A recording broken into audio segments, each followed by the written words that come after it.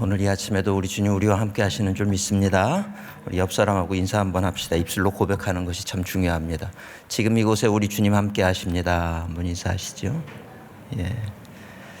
우리 예배 자리에 나올 때마다 우리 주님께서 우리와 함께 하시는 줄 믿습니다. 우리 주님이 나오셔서 뭐 하실까요? 우리와 함께 하시면서 예배 잘 드리나 못 드리나 그거 보실까요? 우리의 심령을 만지시고 또 상처받은 심령을 위로하시고 또 힘이 없는 사람에게 힘을 주시고 능력을 주시고 일어나게 하시고, 그래서 우리가 그런 믿음을 가지고 나와서 12의 혈루증 앓았던 여인이 예수님의 옷자락을 뒤에서 잡을 때 놀라운 치유의 역사가 나타났던 것처럼 우리가 믿음으로 우리 주님, 이곳에 함께 하시는 그 주님을 생각하면서 간절한 마음으로 기도하고 또 말씀을 듣고 아멘 하시고 그럴 때 정말 하나님의 놀라운 은혜와 축복이 우리 가운데 임하게 되는 줄 믿습니다. 오늘 저는 이제 벌써 이렇게 마지막 시간이 됐는데 오늘은 칭찬받는 성도에 대해서 얘기를 하려고 그래요. 우리가 인생을 살면서 저마다 다 목표가 있습니다. 꿈이 있고. 근데 우리 그리스도인의 꿈은 세상에 잘 되는 것이 꿈이 돼서는 안 돼요. 우리 그리스도인에게 있어서 꿈은 우리가 언젠가 다 한 사람도 예외 없이 하나님 앞에 서게 될 날이 와요. 그렇지 않습니까? 분명히 언젠가는, 그게 언제가 될지 아무도 몰라요. 그러나 우리가 하나님 앞에 서게 되는 그 날이 반드시 온다는 거예요. 그때 하나님께서 넌 뭐 하다 왔느냐, 아무개야 넌 뭐 하다 왔느냐 묻는 그 순간이 올 겁니다.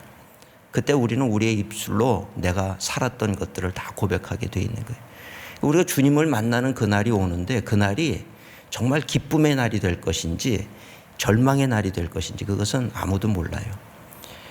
어느 순간에 제가 이것이 정말 너무 중요하다는 것을 깨닫고 나니까 우리 목회자들의 목표는 다른 것이 아니에요. 우리 모든 성도님들이 열심히 세상을 살다가 하나님 앞에 섰을 때 다 칭찬받는 성도가 되게 만드는 것이 목회자의 사명이 되고 목표가 되어야 된다, 이 생각을 하게 됐습니다.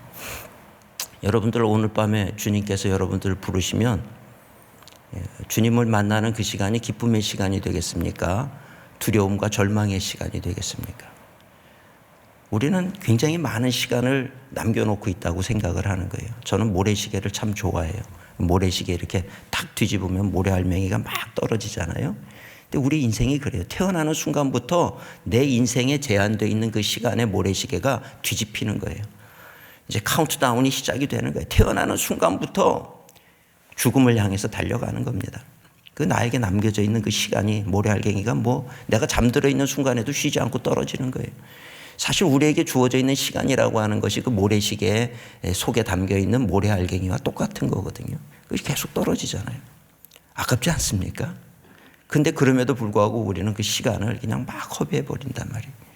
돈을 땅에다가 줄줄 흘리고 다니는 사람을 보면 어리석은 사람이라 그럴 텐데 사실 그거보다 더 어리석은 사람이 우리 시간을 막 땅에다가 흘리고 가는 거예요. 다시 주울 수도 없어요. 얼마나 남았는지 몰라.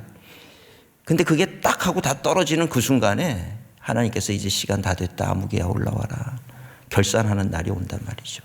마태복음 25장에 보면 달란트 비유가 나오잖아요. 달란트 비유가 나오는데 그 주인이 1달란트, 어떤 사람에겐 2달란트, 어떤 사람에겐 5달란트 주고 멀 타국에 갔다가 다시 돌아왔어요. 결산할 때가 된 거죠. 어떻게 됐느냐 물어본단 말이에요. 똑같아요. 우리에게 주어져 있는 재능과 시간과 이 모든 것이 하나님께서 우리에게 맡기신 거란 말이죠. 근데 왔는데 2달란트는 4달란트를 만들고 5달란트 열심히 해서 또 10달란트를 만들었는데 1달란트 받은 사람은 어떻게 합니까? 땅속에 묻어뒀다가 주인님 이거 당신 거니까 도로 받으세요. 그랬을 때 이 악하고 게으른 종아 그러신단 말이에요.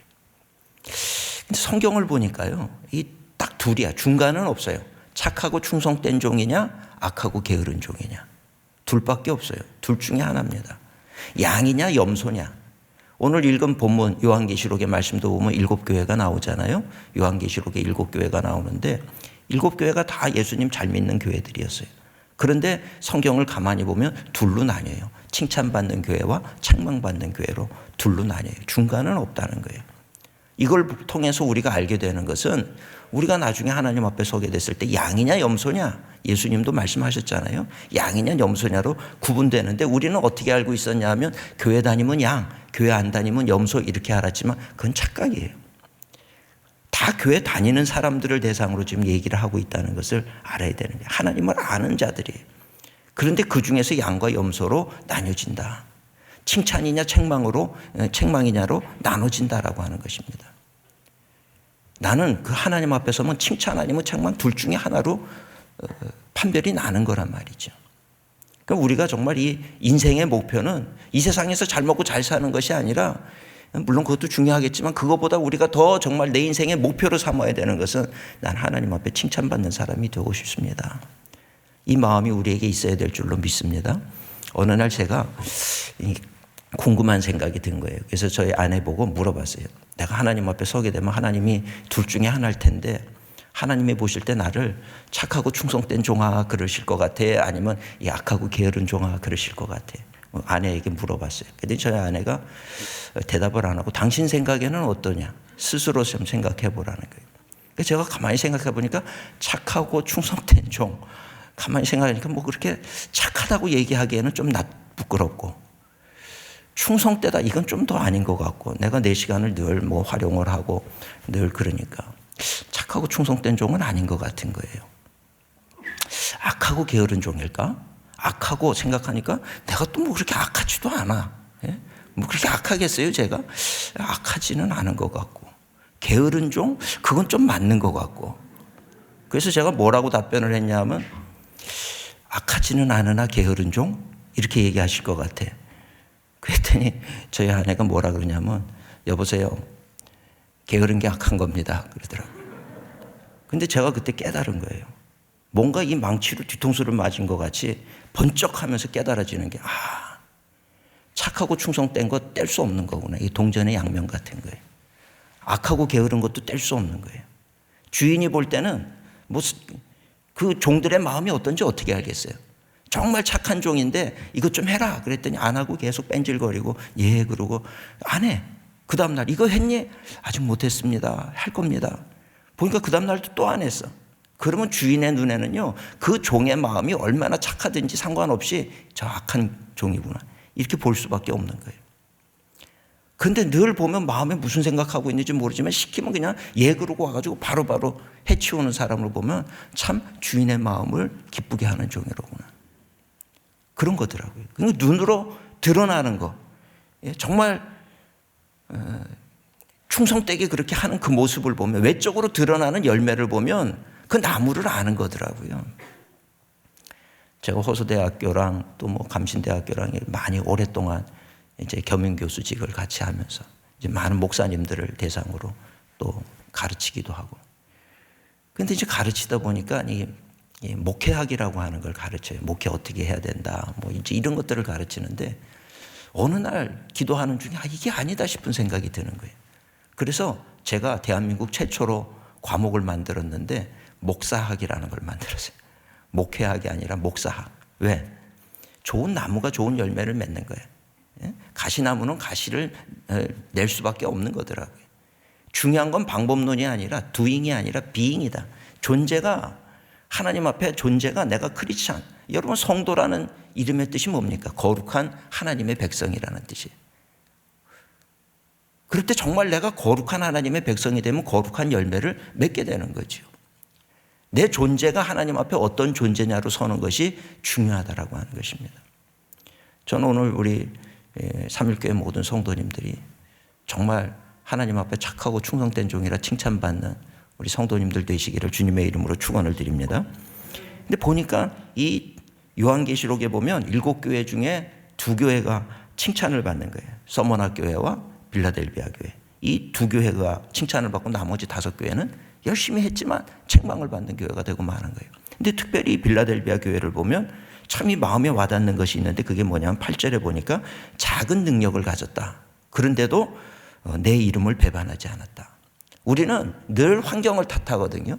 가진 게 없잖아요. 내가 할 수 있는 게 없잖아요. 그러니까 어떻게 하겠습니까? 근데 빌라델비아 교회는 어떻게 칭찬받았냐면 이 작은 능력을 가졌는데도 끝까지 하나님의 마음에 기쁨을 드리는 그런 교회로 섰다는 얘기예요. 하나님 앞에 서서 평가를 받을 때 참 감사한 건 뭐냐면 하나님은 우리를 보시면서 최고가 되라 이렇게 말씀하지 않아요. 삶의 자리에서 네가 최선을 다했느냐. 만약에 최고를 하나님이 원하신다 그러면 하나님은 처음부터 불공평한 하나님이 되고 마는 거예요. 왜 누구한테는 1달란트 주고 누구에게는 2달란트 주고 누구에게 5달란트 주고 그 상황 속에서 어떻게 절대평가가 어떻게 이루어질 수가 있겠습니까? 그렇잖아요. 절대평가가 이루어질 수 없는 거예요. 처음 출발부터 다르기 때문에. 근데 하나님께서는요, 최고를 원하는 게 아니라 최선을 원하시더라고요. 빌라델비아 교회 작은 능력을 가졌지만 최선을 다한 교회. 이게 칭찬받는 거죠. 그러면서 11절에 보니까 내가 속히 오리니 내가 가진 것을 굳게 잡아라. 여러분 굳게 잡는 게 중요한 거예요. 세상 살면서 세상의 그 어떤 흐름을 따라서 그저 그냥 세상의 사람들이 이렇게 흘러가니까 거기 따라가고 저렇게 이리저리 흔들리는 그런 인생이 되면 안 돼요. 우리는 하나님의 말씀 붙잡고 중심을 딱 잡고 아무리 세상의 유혹이 와도 흔들리지 않고 굳게 잡아야 되는데 굳게 안 잡으면요 파도가 치면 다 휩쓸려 나가는 거란 말이죠. 여러분 우리는 성경 말씀을 뭐라 그러냐면 언약의 책이라고 얘기해요. 카비넌트. 하나님과 우리의 관계는 카비넌트. 약속보다 강한 게 언약이잖아요. 언약. 약속보다 강한 게 언약. 이 성경은요 카비넌트. 언약의 책이란 말이에요. 근데 이 언약이라고 하는 이 카비넌트라고 하는 이 말의 뜻이 어디서부터 유래가 됐냐면 옛날에 뱃사람들이 배를 타고 갈 때, 배를 타고 다닐 때 파도가 치면요, 풍랑이 오면 어떻게 했냐면 밧줄을 가지고 내 몸을 이 돛에다가 묶어버렸어요. 그래야 파도가 쳐도 휩쓸려 가지 않기 때문에 자기 몸을 밧줄로 묶는 거예요. 돛에다가 묶어놓으면 파도가 쳐도 휩쓸려 가지 않거든요. 나를 묶는 거. 거기서부터 나온 단어가 카비넌트. 그래서 수갑이라는 것도 카프라고 그러잖아요. 다 묶인다는 뜻이란 말이죠. 우리가 세상을 살면서 내가 살아남으려고 그러면 세상의 유혹이 얼마나 강합니까? 세상의 가치관 얼마나 강합니까? 요즘에는 의학이 발전하고 과학이 발전하니까 성경의 얘기 듣지 않아요. 과학의 지식에 귀를 기울이고 말이죠. 그게 다 휩쓸려 가는 거예요. 고등부까지 열심히 교회 나오던 아이들이 대학 청년부 이제 들어가게 되고 학교 가서 친구들, 안 믿는 친구들 만나니까 한순간에 다 휩쓸려 가버리는 거예요. 철저하게 하나님의 말씀에 나를 묶어두지 않으면, 나를 믿으면 휩쓸려 떠나가는 거거든요. 묶는 거예요.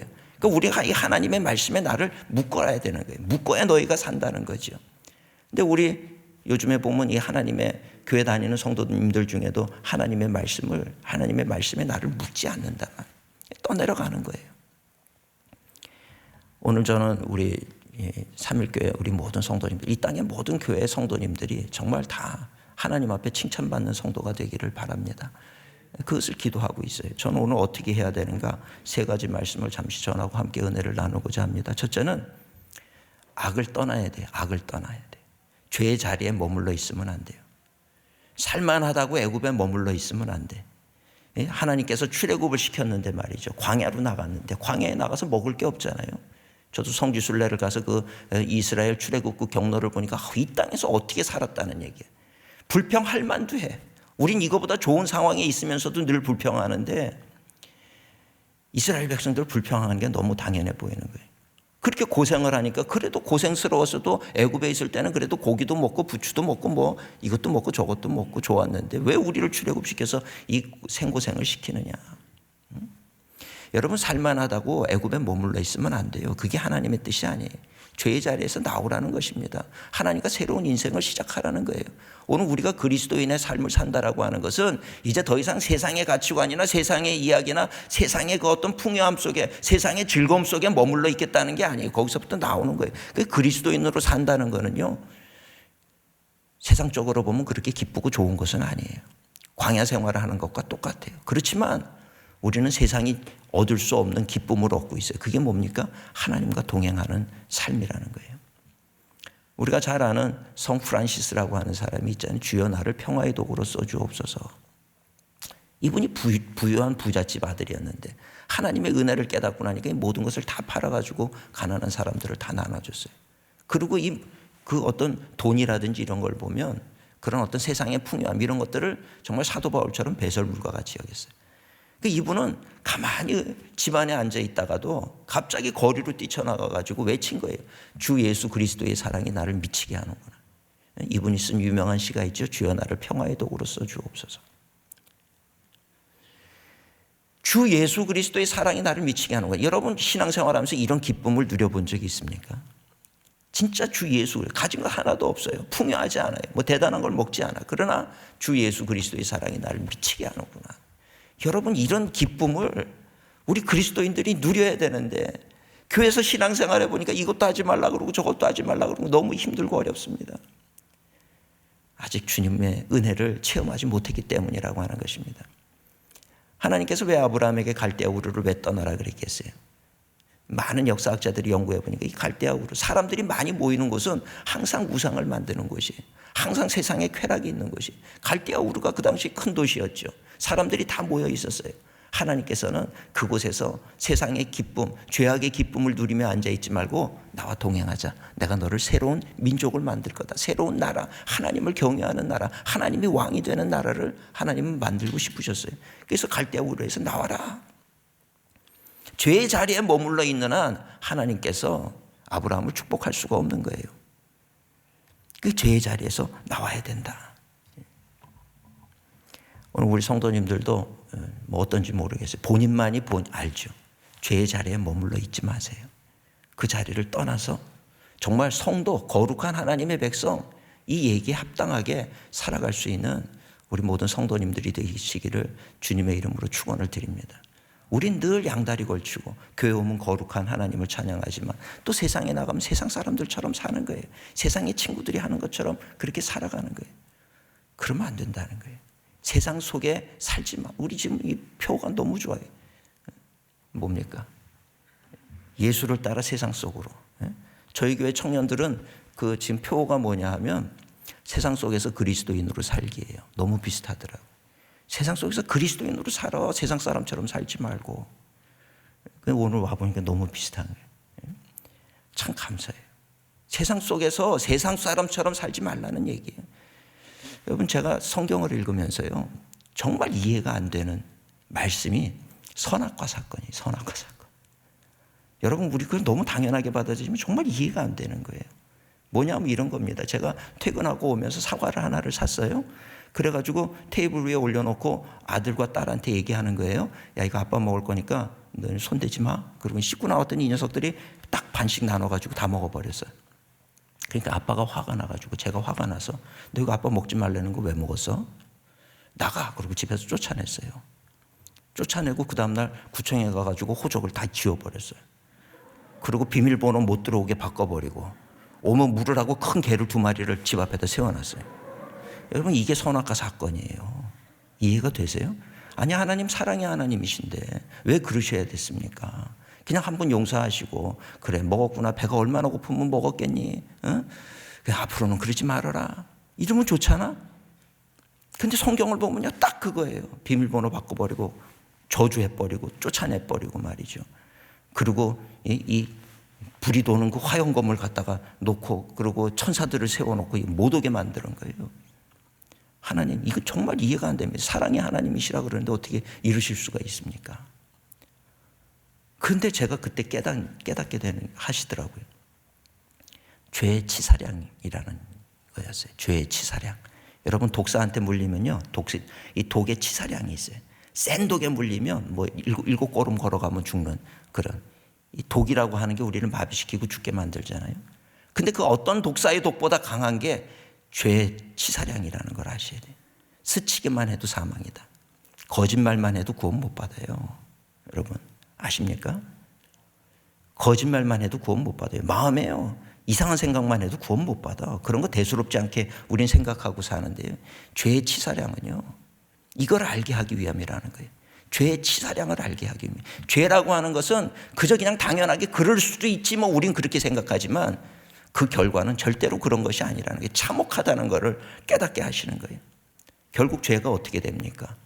그 아담과 하와의 그 선악과 하나 먹은 죄가 어떻게 돼요? 그게 결국 예수 그리스도를 죽게 만드는 거예요. 죄는요 하나님도 죽게 만드는 거예요. 그게 죄라고 하는 것입니다. 그러니까 오늘 우리가 그 죽을 수밖에 없는 우리를 그래서 성경에 의인은 없나니 하나도 없다는 거예요. 모두가 다 죽어야 되는 거예요. 그런데 그런 우리를 살리기 위해서 예수님께서 이 땅에 오셔서 십자가에서 죽으셨단 말이죠. 그럼 이제 그 순간부터 나는 내가 사랑하는 예수님이 내 죄 때문에 죽으셨다라고 하면 죄에 대해서 분노해야 되는 거예요. 어떤 원수가 와서 내 사랑하는 아들을 죽였어, 내 사랑하는 딸을 죽였어. 그러면 그 사람하고 원수가 되지 않겠습니까?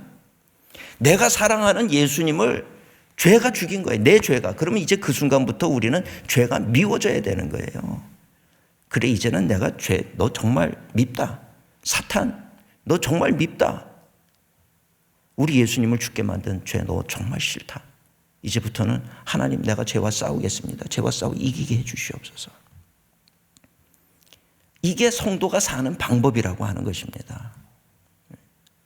오늘 너무 되는 대로 살아. 교회 와서 말씀 들으면 내가 거룩해진 줄 알아. 교회 와서 주일에 예배 드리고 나면은 나는 할 도리를 다 했다고 생각해. 천만의 말씀. 여기서 힘을 얻어서 말씀을 받았으면 그 말씀을 가지고 세상 속으로 들어가서 세상 속에서 그리스도인답게 살아야 되는 거예요. 여러분, 하나님이 축복을 해주신다 그러면 칭찬은요, 여러분 아무나 칭찬합니까? 아니잖아요. 칭찬받을 만한 행동을 해야 칭찬받는 거 아닙니까? 여러분, 하나님이 요셉을 왜 축복했는지 아세요? 왜 다니엘을 축복했는지 아세요? 그들은 세상 속에서 성도처럼 살았기 때문에 그래요.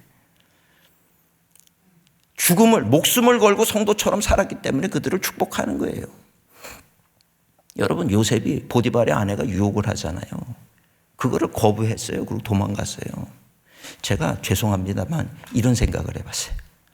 이 보디발의 아내가 정말 이쁘고 매력적이었다면 어땠을까? 우리는 흔히 성경 보면서 보디발의 아내가 정말 매력이 없었나 보다. 그러니까 도망갔지. 정말 그 당시에 보디발 장군 정도면 그 당시에 그 나라에서 가장 이쁘고 멋진 여자 그렇게 선택하지 않았겠습니까? 요셉이 정말 볼 때 보디발이 아니지만 너무 그냥 매력적이고 이쁘고 그랬다면 그래도 버렸을까? 여러분 어떻게 생각하세요? 예? 오늘 남자분들 그렇다 그러면 어떻게 생각하세요? 나 같으면 어땠을까?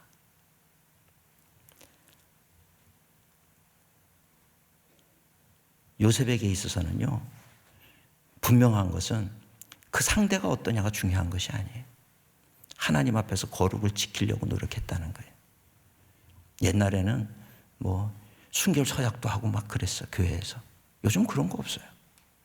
그냥 고리타분한 얘기, 목사님 고리타분한 얘기. 그냥 세상처럼 세상 사람들처럼 사는 게 좋아. 우리는 언젠가부터 하나님의 말씀을 버렸어요. 내가 살고 싶은 대로 사는 거예요. 그리고 이런 얘기를 하면 고리타분한 목사님. 그런 생각을 갖는단 말이에요. 그렇게 살 수 있겠죠. 그렇지만 평가는 누가 하느냐? 내가 하는 게 아니야. 하나님이 하시는 거예요. 수많은 사람들이 있는데 여러분들이 분명히 아세요.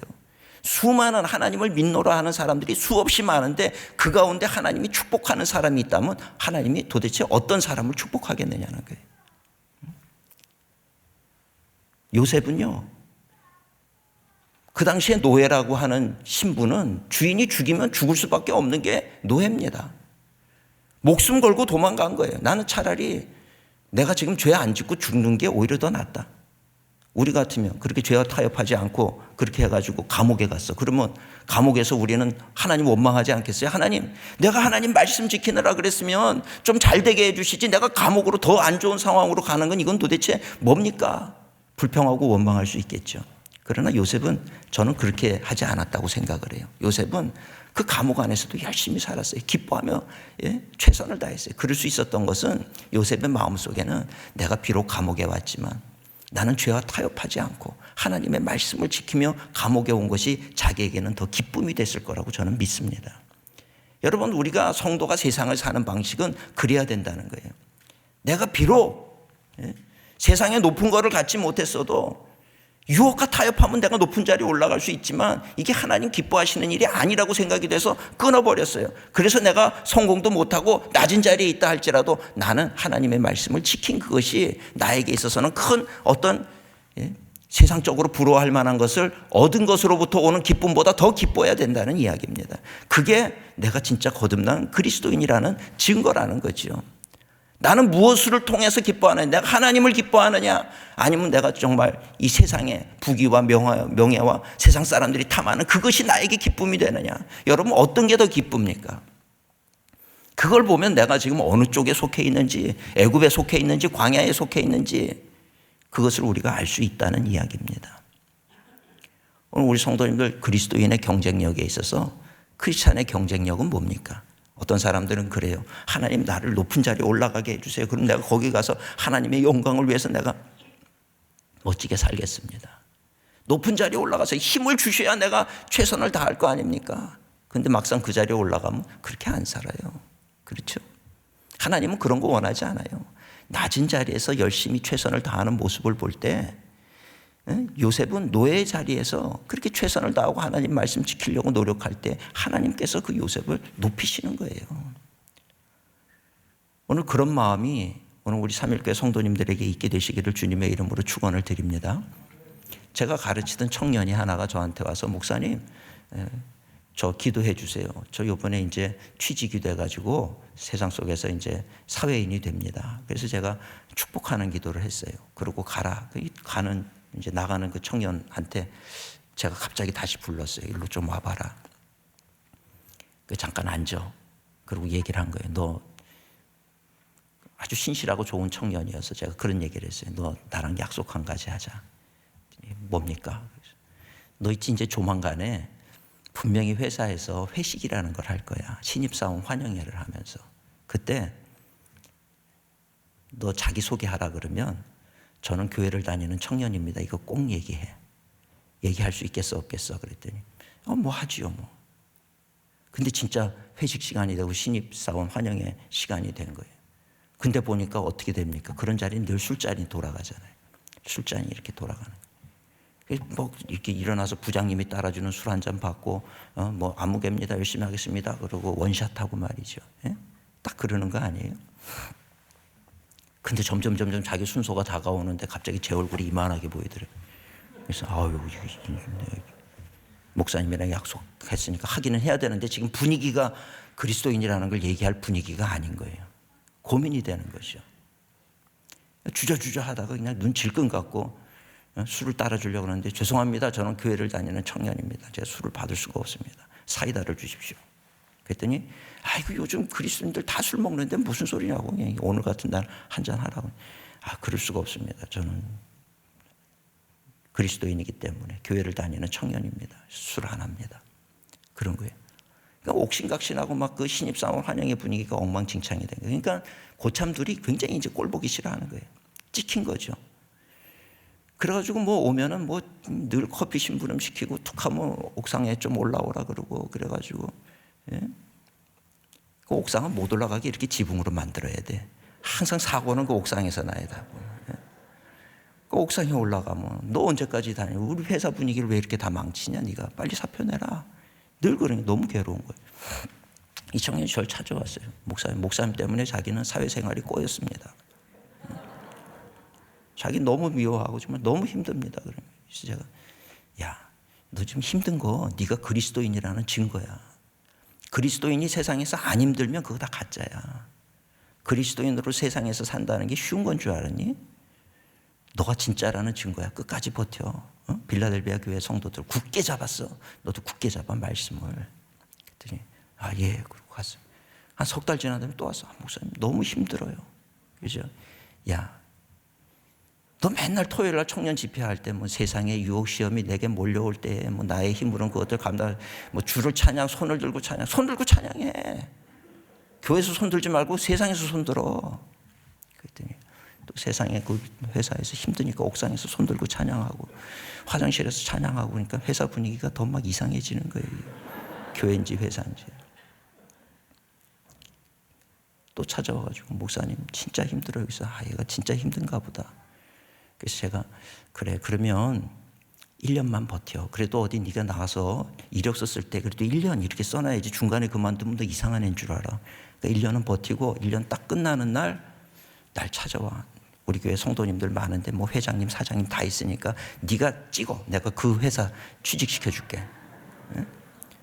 그분한테 얘기하고 그러면 다 네 사정을 알아서 직원으로 채용해 주실 거야. 그러니까 1년만 딱 버텨. 그랬더니 진짜네. 그래서 진짜 너네 지금 다니는 회사보다 훨씬 좋은 회사로 내가 너를 적극 추천해서 네가 원하는 곳에 내가 보내줄 테니까 그렇게 해라. 그랬어요. 그랬더니 뭐 신이 나가지고 막. 그래도 어느 날 저를 보더니 목사님 이게 뭔지 아세요? 승리의 부위가 아니라 2달 남았어요. 1년. 네? 1년 2달 남았다는 거예요. 이게 2달 남았습니다. 제가 그때부터 긴장이 돼가지고 새벽 자단에 엎드려서 주여 제가 어떡합니까? 제가 말은 그렇게 했지만 제가 누구한테 제가 어떻게 취직을 시킵니까? 거기 사정이 다 있고 그러는데 하나님 제가 어떻게 해요? 저한테 좋은 지혜를 주세요. 어디로 보내야 될지 알게 해주세요. 그리고 그 아이를 위해서 이제 간절히 기도를 하는데 기도해도 응답이 없는 거예요. 시간은 점점 다가오고 근데 저한테 묘책이 떠오르더라고요. 어떡하지 그러다가 쟤를 신학교를 보내야 되겠다. 저 정도 세상에서 버틸 만한 믿음이면 신학교를 보내서 전도사로 내가 데리고 있다가 뭐 선교사를 보내든지 아니면 뭐 분목사님으로 같이 있든지 뭐 어떻게 해서든지 저 정도 세상에서 버틸 수 있는 믿음이면 주의종하기에 충분하다. 이 생각을 하니까 얼마나 기쁜지 제 마음속에 너의 미래는 결정이 됐다. 이제 그게 생각이 된 거예요. 네가 원하든 원하지 않든 너는 신학교다. 그러고 나니까 제 마음이 너무 편한 거예요. 이 녀석 저거 뭐 목사 아니야. 나도 뭐 걱정하지 마. 너의 미래는 결정돼 있으니까 걱정하지 마. 근데 정말 1년이 되기 전에요. 한 2주를 남겨놓고 이 청년이 저를 찾아왔어요. 근심 어린 표정으로 와서 목사님 죄송합니다. 그래서 뭔데? 목사님이 자기를 위해서 좋은 데를 예배해 놓으신 줄 압니다. 그런데 자기가 못 갈 것 같다는 거예요. 그래서 내가 무슨 일인데? 그랬더니 아니 며칠 전에 그 자기를 그렇게 괴롭히던 고참 2사람이 자기를 또 부르더래요. 그래서 갔는데 옥상에 올라갔는데 말을 못 하더래요. 그래서 자기가 왜 말을 못 하냐고. 그래서 나 이제 사표 낼 건데 얘기하시라고 이제 막 담대하게 이제는 막 역공을 시작을 한 거예요. 그랬더니 막 2사람이 당황을 하면서 사표를 왜 내냐고. 그랬더니 당신이 그렇게 사표 내려면 이제 딱 1년 되는 날 사표 내고 그만둘 거라고. 근데 이 직장 더 안 다닌다 그랬더니 뭐 그러지 말라고 막 말리더래요. 그래서 아니 도대체 왜 그러냐고 그랬더니 이 2사람이 그렇게 괴롭히던 이 2사람이요. 사실은 우리도 교회 다녀 그러더래요. 그러고 나서 보니까요. 그 부서의 과장님도 교회 다니고 부장님도 교회 다니고 다 교회 다니고 있더라는 거예요. 근데 어쩜 세상에서 그렇게 교인 아닌 것처럼 하고 살았던 거예요. 그러고 나서 이 청년 하나가 들어와가지고 그렇게 버텨내는 그 모습을 보고요. 이들이 다 감동을 받은 거예요. 너무나도 자기들이 죄책감에 시달리고. 그래서 그 부서가요. 회사의 회식 분위기가 바뀌었어요. 1차 밥 먹고 2차 커피 먹고 8시 귀가 바뀌었어요. 그 얘기를 듣는데 제가 얼마나 기쁜지. 그래 우리 기독교인의 경쟁력은 이거지. 여러분 거룩이 약한 거라고 생각하지 마세요. 사랑이 약한 거라고 생각하지 마세요. 우리 많은 성도님들이 무슨 생각을 하냐면 교회에서 사랑하고 원수를 용서하고 그래서 세상을 어떻게 이깁니까? 여러분 세상을 이기는 힘은요 하나님으로부터 오는 거예요. 하나님의 손이 붙잡아 주실 때 우리가 세상을 이기는 거예요. 내가 이기려고 그러면 안 돼. 나한테 높은 자리를 주시면 내가 세상을 변화시키겠습니다. 천만의 말씀. 여기 흙탕물이 있는데 그 흙탕물을 깨끗하게 하려고 더 센 흙탕물을 쏘면요 그게 깨끗해질 것 같습니까? 순간은 깨끗해지는 것 같아도 더 더러워지는 거예요. 세상의 방식으로는 우리가 세상을 이기지 못해요. 약한 물이라도 졸졸졸 흐르는 샘물을 계속해서 흘려보내면 언젠가 흙탕물은 사라지는 거예요. 여러분 예수 그리스도의 십자가에서 죽으심이 연약해 보입니까? 그 사랑이 패배한 사랑 같고 그 사랑 가지고는 세상을 변화시킬 수 없다라고 얘기할 수 있는 사람이 있습니까? 결국 그 사랑이 세상을 변화시킨 거예요. 여러분 그걸 알아야 돼요. 성경은요 하나님 앞에 축복받은 사람을 보세요. 세상과 싸운 사람들이에요. 하나님의 말씀 붙잡고 세상과 싸운 사람들. 하나님은요 그런 사람을 존귀하게 만드는 거예요. 교회 와가지고 하나님 나를 존귀하게 만들어주세요. 나를 더 세상적으로 높은 자리. 아니요. 하나님은 그렇게 하면 타락할 거를 아는데 그 기도를 들으시겠습니까? 내가 있는 자리에서 거룩을 지키는 그 모습을 우리 주님께서는 기뻐하시고 그런 구별된 삶, 성도, 거룩한 삶, 거룩이라고 하는 건 구별됐다는 뜻이에요. 구별된 삶을 사는 그런 사람을 하나님께서 붙드시고 그런 사람을 축복하시고 그런 사람을 통해서 세상 역사를 하나님은 만들어 가시는 분인 줄 믿습니다. 두 번째로 주의 일에 협력하는 성도가 되시기를 축원합니다. 주님의 일이라면 협력해야 돼요. 판단하고 분석하는 게 아니고. 예수님께서 산상수훈을 말씀을 하실 때, 그 5천 명이 넘는 수많은 사람이 있을 때, 저들이 배고픕니다. 저들 다 먹이려면 돈이 필요합니다. 빌립은 그렇게 계산했어요. 그런데 예수님께서는 그 제자들이 어떻게 반응하는지를 봤죠. 그때 안드레가 한 소년에게서 물고기 2마리와 보리떡 5개를 가지고 왔어요. 그걸 주님 앞에 드리는 거예요. 주님, 이걸로 어떻게 되겠습니까? 이 사람들을 다 어떻게 먹일 수는 없지만 그래도 지금 가진 게 이게 있습니다. 그러고 그걸 드렸어요. 빌립은 옆에서 그거 가지고 택도 없다. 200데나리온은 있어야 된다. 택도 없는 소리다. 계산을 했어요. 굉장히 현실적이고 참 믿음직한 사람이죠, 빌립이. 세상에서 볼 땐 그래요. 안드레는 이게 지금 장난하는 것도 아니고 물고기 2마리, 보리떡 5개 이거를 지금 가져와서 어쩌자는 거야. 그렇게 머리가 없고 센스가 없어? 생각이 없어? 세상에서는 아마 그렇게 반응할 거예요. 그죠? 근데 예수님은 물고기 2마리, 보리떡 5개를 가지고 축사하시고 떼어줘서 5천 명을 먹이고 12광주리가 남는 기적을 행하셨다라고 하는 것입니다. 예수님은 어떤 제자를 찾느냐? 예수님 말씀에 그저 작지만 협력하려고 서는 제자를 찾으신다라고 하는 것을 오늘 우리는 알아야 될 줄로 믿습니다. 교회가 잘 되려고 그러면 우리 성도님들이 협력해야 되는 거예요. 목사님, 교회에서 정한 방침이 있으면 거기에 적극적으로 협력하는 거예요. 작지만 또 하나님이 어떻게 역사하실지 모르니까 또 우리 어디로 갑시다. 뭘 합시다. 선교합시다. 가겠습니다. 내가 가진 건 작지만 드리는 거예요. 내가 할 수 있는 재능은 작지만 그 재능도 주님께 드리는 거예요. 그런 것들이 모여올 때 놀라운 일을 행하게 되는 줄 믿습니다. 그 교회가 잘 되는 교회, 안 되는 교회를 보면 이 성도님들과 목회자가 한 마음이 됐느냐 안 됐느냐 이거를 보면 알아요. 목사님이 갑시다. 지도자가 가자. 돌격 앞으로. 그러면 앞으로 가는 거예요. 그런 사람이 있을 때 뭔가 승리를 얻을 수가 있게 되는 줄 믿습니다. 근데 지금 돌격 앞으로. 근데 지금은 때가 아닙니다. 군인이 쫄병이 그러면 군인들이 어떻게 전쟁터에서 싸워요? 우리는요 지금 영적 전쟁을 하고 있는 거예요. 교회에서 잘 먹고 잘 살고 세상에서 잘 먹고 잘 살려고 교회 나오는 게 아니고 하나님의 나라를 이루기 위해서 영적 전쟁터 가운데 부름받은 하나님의 군사들이에요. 군사들은 장교가 명령을 하면 가야 돼. 명령 불복종이면 그 자리에서 총살령이에요. 그렇게 하는 이유는 의견이 나누고 분열이 돼서는 절대 이길 수 없기 때문에 그렇다는 것입니다. 한국 교회들은요, 저희 교회가 1소대면 3일교회는 2소대, 또 다른 교회는 3소대. 우리는 다 연합군들이란 말이에요. 그 옆에 교회가 경쟁교회가 아니야. 1소대가 무너지면 2소대가 도와줘야 되는 거예요. 서게 만들어줘야 되고 협력하는 하나님의 나라를 생각하는 그것이 먼저 우리의 마음 가운데는 있어야 될 줄로 믿습니다. 그런 마음을 가지고 우리가 기도하고 협력하고 그럴 때 하나님이 얼마나 기뻐하시겠어요. 그래, 나의 군사들은 참 든든하다. 서로 협력하고. 교회 안에서도 마찬가지예요. 나보다 옆에 김 집사님이 더 잘 되는 게 기뻐야 돼. 이게 예수 그리스도의 마음이에요. 여러분, 예수님께서 칭찬한 사람이 한 사람이 있는데 누구냐면 세례 요한이에요. 세례 요한. 그죠? 그런 여자가 여자의 몸에서 태어난 자 중에 가장 큰 자다. 여자의 몸에서 태어나지 않은 사람이 어디 있어요? 세상에서 제일 큰 자를 세례 요한으로 보신 거예요. 근데 세례 요한을 왜 그렇게 칭찬했는지 아십니까? 세례 요한이 예수님보다 먼저 활동을 했어. 그 세례 요한에게 제자들이 많이 왔어요. 근데 예수님이 등장을 하니까 세례 요한의 제자들이 자꾸 예수님한테로 빠져나가는 거예요.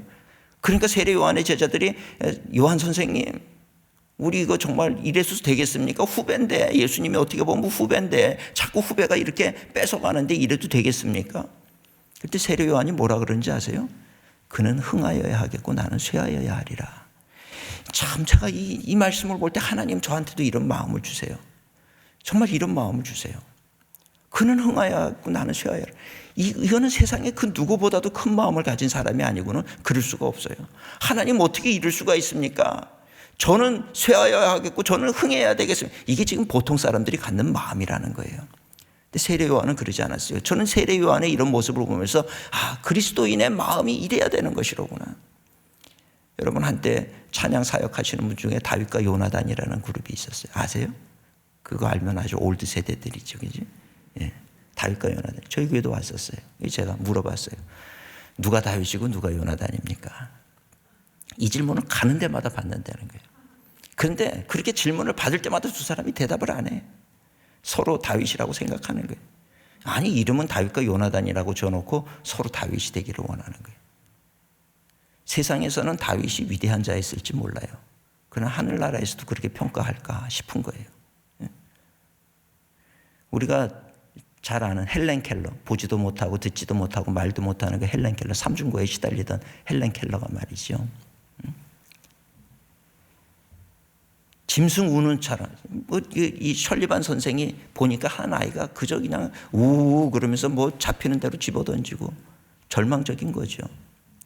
근데 이 한 아이를 위해서 셜리반 선생은 자기의 일생을 희생을 한 거예요. 그 한 아이를 위해 자기의 일생. 세상에서 보면 이렇게 어리석은 일이 어디 있습니까? 그렇죠? 헬렌 켈러가 위대한 선생이 됐어요. 하늘나라에서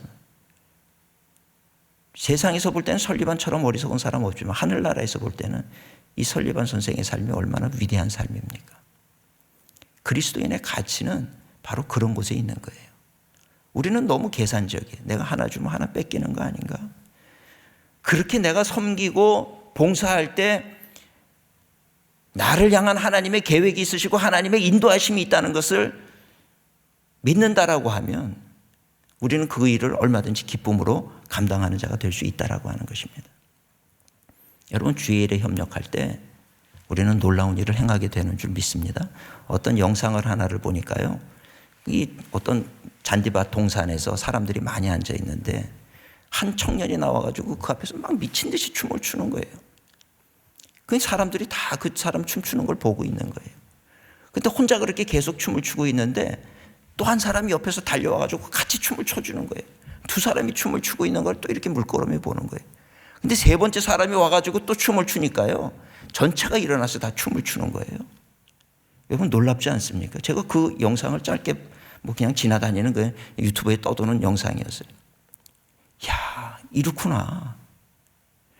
혼자 춤출 때 그냥 내버려두면 그 사람은 정신 이상한 사람이 되고 말아요. 누군가가 옆에서 같이 춰주니까 말이죠, 분위기가 급반전이 돼요. 근데 거기 한 명이 더 붙으니까 전체를 춤추게 만들더라고요. 제가 오늘 한국교회가 이래야 되지 않은가. 교회도 마찬가지입니다. 전체를 춤추려고 그럴 때 누군가 지도자가 이래야 됩니다 얘기를 할 때 거기에 동조를 해주고 협력을 해주면 놀라운 역사가 만들어지게 되는 줄 믿습니다. 그런 사람이 되어주는 거예요. 그래서 처음에 나와서 춤추는 사람도 위대한 사람이지만 그 춤추는 사람이 주위 사람들에게 욕을 먹어. 이 사람이 정신병자가 되느냐 아니면 지도자가 되느냐 아니면 선구자가 되느냐는 두 번째 사람이 와서 서주느냐 안 서주느냐에 달려 있더라고요.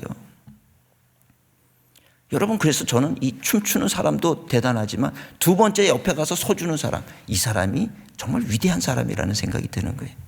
근데 우리는 주로 우리 살아가는 모습 보면 누가 앞에서 춤을 추면 그 다음에 저 사람을 같이 공격하는 자리에 있단 말이에요. 아유, 이상한 사람, 같이 비웃어주는 사람. 그리스도인은 그래서는 안 된다는 것입니다. 하나님이 기뻐하시는 일이고 또 누군가 실족하는 그 사람을 위해서 내가 실족하지 않도록 옆에 서서 같이 춤을 춰주는 사람. 여러분, 한번 삼일교회 성도님들이 그런 성도님들이 되어주시면 어떨까 싶습니다. 그러할 때 하나님의 놀라운 역사가 임하는 것을 오늘 우리는 보게 되는 줄 믿습니다. 세 번째로요, 우리가 칭찬받기 위해서 이거 꼭 하셔야 되는데 영혼 구원하셔야 됩니다. 영혼 구원. 세상에 사람을 살리는 일보다 더 귀한 일은 없어요. 전도는요, 영혼을 구원하는 건 하나님을 사랑하고, 가장 큰 계명이 뭡니까? 하나님을 사랑하고 이웃을 내 몸과 같이 사랑해라. 이 두 계명을 한꺼번에 이룰 수 있는 말이 뭐냐? 한꺼번에 이룰 수 있는 일이 전도하는 거예요. 복음을 전하는 거예요. 내가 10년 신앙생활했습니다, 20년 신앙생활했습니다가 자랑이 될 수 없어요.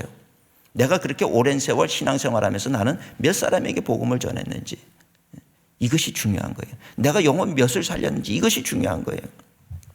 천국에 가서 받는 면류관, 많은 사람들이 면류관 생각해요. 금면류관 쓰는 거 좋아해요. 근데요, 금면류관 쓰면 뭐합니까? 천국 가서. 천국은 요한계시록 보니까 바닥이 다 금이라는데 그걸 머리에 굳이 쓰고 싶으세요? 네? 이 땅에서 아스팔트 머리에 쓰고 있는 거랑 똑같은 거지. 그거 왜 머리에 쓰고 싶어요? 사도 바울은 이 면류관에 대해서 데살로니가전서 2장 19절에 이렇게 얘기하시더라고요. 우리의 소망이나 기쁨이나 자랑의 면류관이 무엇이냐? 그가 강림하실 때 우리 주 예수 앞에 너희가 아니냐? 천국에 가서 진짜 우리에게 자랑이 되는 것은요, 내가 전도해서 구원받은 그 사람, 그 사람이 예수님 앞에서 예수님, 나는 이 사람이 전도를 해서 내가 예수님 알게 됐습니다. 이것이 가장 큰 자랑의 면류관이라는 것입니다. 이것이 기쁨이라는 거예요.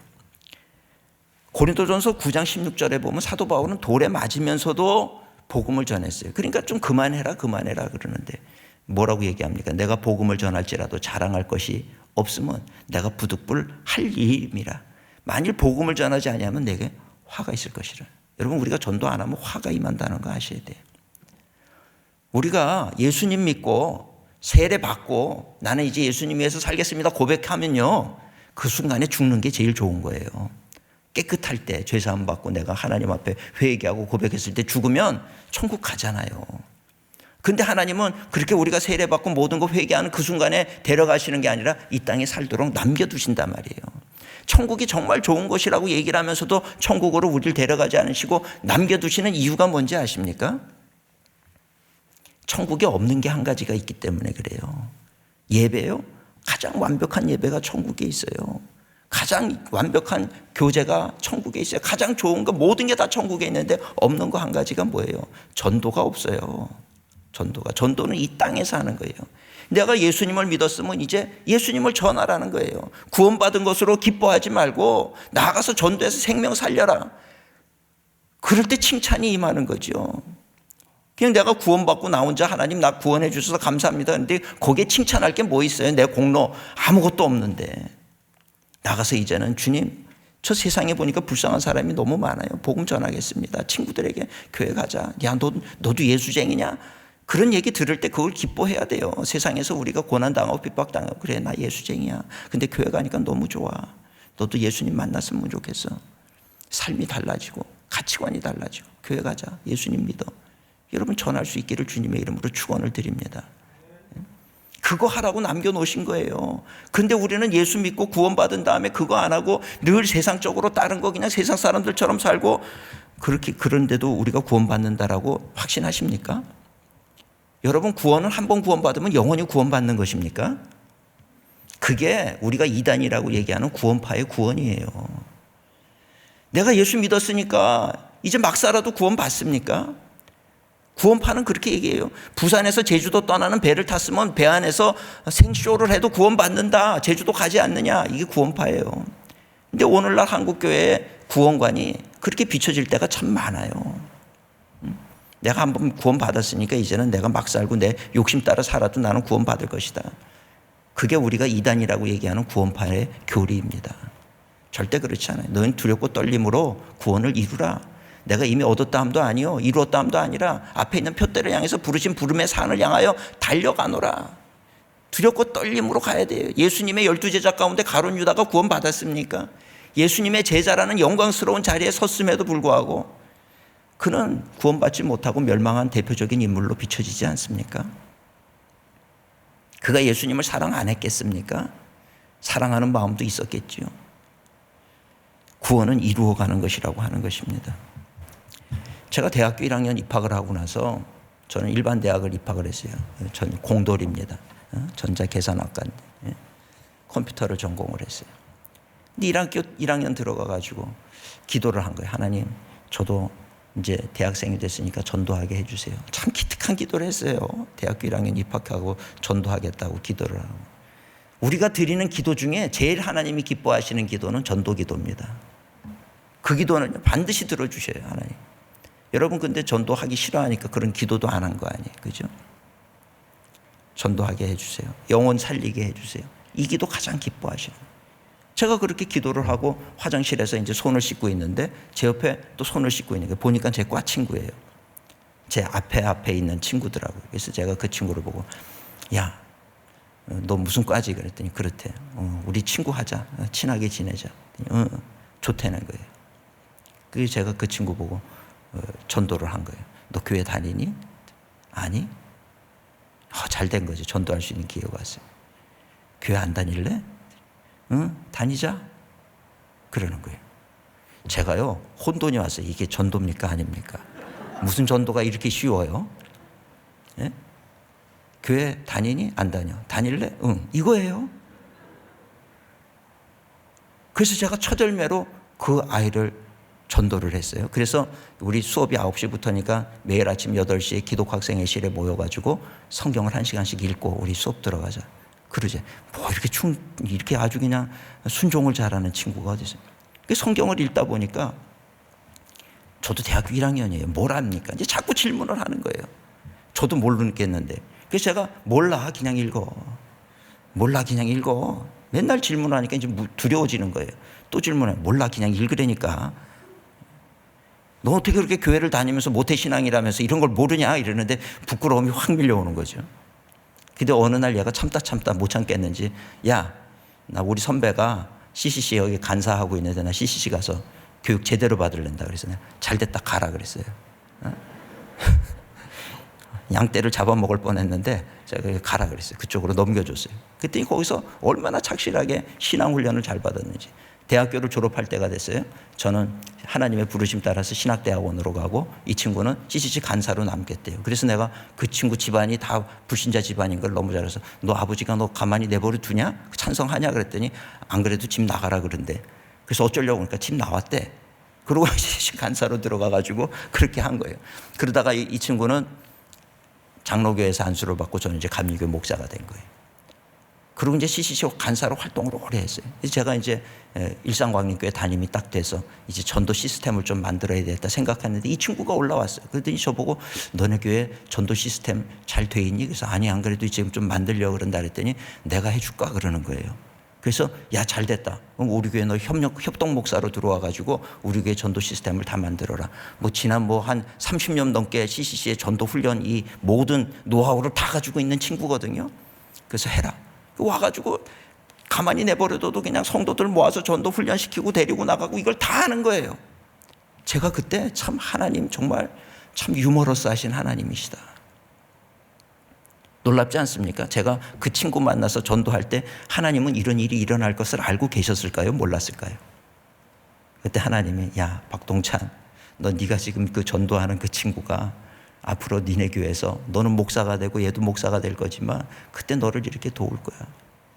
하나님은 다 알고 계시는 거예요. 이 친구가 와가지고 지금 얼마나 우리 교회 전도 시스템을 잘 만드는지 몰라요. 참 너무 감사하더라고요.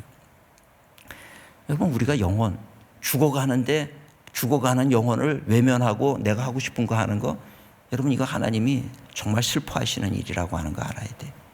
우리 주변에 내가 아는 사람 중에 교회 안 다니는 사람이 있습니까? 기도하셔야 돼요. 그리고 어떻게 해서든지 생명을 살리는 일이잖아요. 저 사람들이 죽으면 그 다음에 어떻게 된다라고 하는 거 우리는 알잖아요. 근데 그냥 죽게 내버려 둡니까? 너무 완악한 거 아닙니까? 복음을 전해야 되는 거예요. 교회 다니십니까? 안 다닌다. 교회 좀 다니셔야 되는데. 교회 오면 너무 좋아요. 정말 하나님 살아계세요. 정말 예수님이 우리를 얼마나 사랑하시는지 몰라요. 힘을 얻을 수 있습니다. 자녀 문제 있으면 자녀 문제 교회 데려오시면 해결됩니다. 우리 자신 있게 예수님을 소개하고 하나님을 소개할 수 있는 우리 모든 성도님들이 되시기를 주님의 이름으로 축원을 드립니다. 한 예만 우리가 잘 아는 무디 선생님 얘기만 하고 마칠게요. D.L. 무디는 얼마나 복음을 열심히 전했는지 몰라요. 초등학교 학력밖에는 없었어요. 근데 열심히 복음을 전하는 거예요. D.L. 무디는 한 가지 목표를 정했는데 매일 한 사람에게 복음을 전하겠다. 이거를 정한 거예요. 매일 한 사람에게. 그래서 하루에 한 사람을 만나면 예수 믿으라고 복음을 전하고. 근데 어느 날 시카고 지역에서 어느 날 비가 오는 날인데 미국은요, 한국은 밤 문화가 활발하지만 미국은 그냥 미국이나 유럽들을 보면은 밤 5시, 6시 되면 그냥 사람이 안 다녀요. 비가 오는 날 전도를 하러 나갔는데 이미 사람들이 아무도 안 다니는 거예요. 12시는 다가오고 이제 끝나가는데 하루가 지나가는데 복음을 못 전하게 된 거예요. 만나야 전하지. 그러니까 이 D.L. 무디가 어떻게 했냐면 하늘을 향해서 외친 거예요.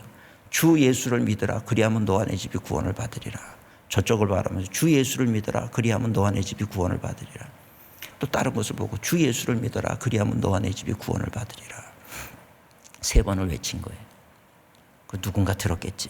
들어가서 몇 년이 지난 다음에 시카고에서 실업인들, 비즈니스맨들 모임이 있었는데 거기서 설교를 잘하고 났더니 그 다음에 한 사람이 오더니 무디 선생님은 혹시 하나님의 음성을 육성으로 들어본 적이 있으십니까? 그러더라는 거예요. 그래서 왜 이런 질문을 합니까? 자기는 들었다는 거예요.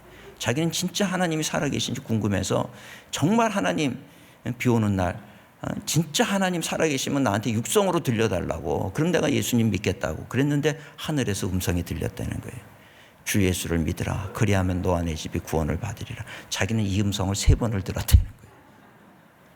그러니까 무디가 뭔가 감이 오잖아요. 예? 야, 하나님의 구원 계획은 참 놀라보시다. 그렇게 해서라도 한 영혼을 구원하시는, 예? 무디의 입을 통해서 한 영혼을 구원하게 하시는 그 하나님의 역사를 자기는 체험했다는 이야기입니다. 우리가 정말 영혼 구원하려고 여러분 그런 마음을 먹어보세요. 세상에서 사는 거에 10분의 1의 노력만 해도 우리는 영혼 구원할 수 있어요. 세상에서는 얼마나 우리가 치열하게 삽니까? 세상에서 그렇게 노력하는 거에 10분의 1, 20분의 1, 100분의 1만 들여도요, 우리는 영혼을 구원할 수 있을 거예요. 우리가 정말 영혼 구원한 사람이 한 명도 없이 천국에 간다. 고린도전서 3장에 있는 말씀처럼 부끄러운 구원을 받게 되는 거예요. 부끄러운 구원. 벌거숭이가 불이 났을 때 벌거벗은 몸으로 구원을 받는 것처럼. 그러면 안 되잖아요. 여러분, 우리는 내 통장에 돈이 얼마인가, 이거 세기보다 내가 전도해서 영혼 구원 받은 사람이 몇 명인가. 여러분, 이거보다 더 귀한 가치 있는 일은 없다라고 하는 것입니다.